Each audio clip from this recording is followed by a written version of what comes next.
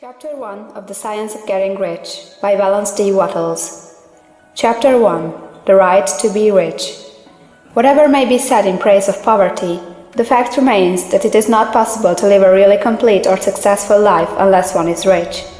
No man can rise to his greatest possible height in talent or soul development unless he has plenty of money. For to unfold the soul and to develop talent, he must have many things to use, and he cannot have these things unless he has money to buy them with. A man develops in mind, soul, and body by making use of things, and society is so organized that man must have money in order to become the possessor of things.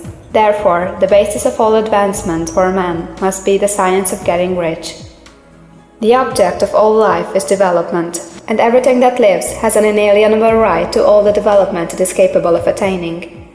Man's right to life means his right to have the free and unrestricted use of all the things which may be necessary to his fullest mental, spiritual, and physical unfoldment, or, in other words, his right to be rich.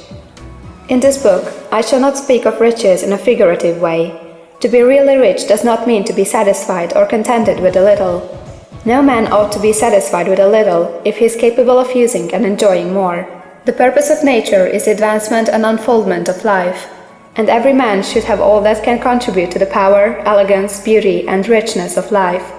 To be content with less is sinful. The man who owns all he wants for the living of all the life he is capable of living is rich, and no man who has not plenty of money can have all he wants. Life has advanced so far and become so complex that even the most ordinary man or woman requires a great amount of wealth in order to live in a manner that even approaches completeness. Every person naturally wants to become all that they are capable of becoming. This desire to realize innate possibilities is inherent in human nature. We cannot help wanting to be all that we can be. Success in life is becoming what you want to be.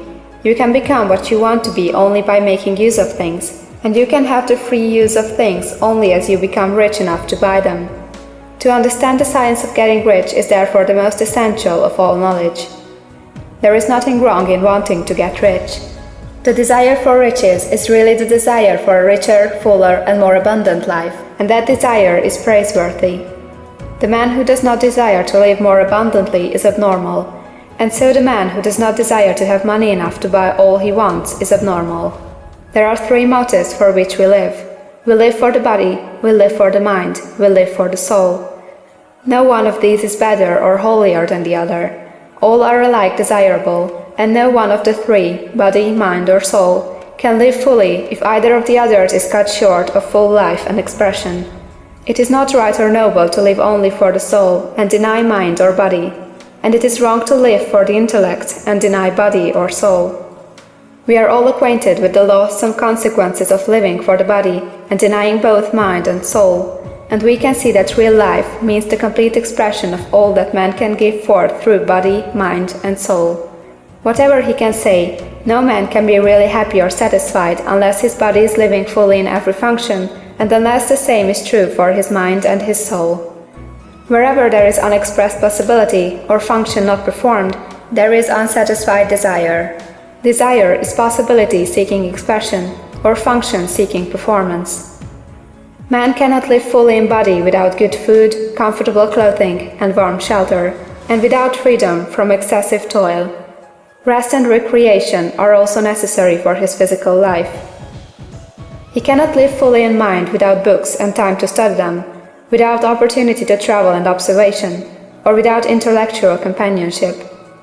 To live fully in mind, he must have intellectual recreations, and must surround himself with all the objects of art and beauty he is capable of using and appreciating. To live fully in soul, man must have love, and love is denied expression by poverty. A man's highest happiness is found in the bestowal of benefits on those he loves.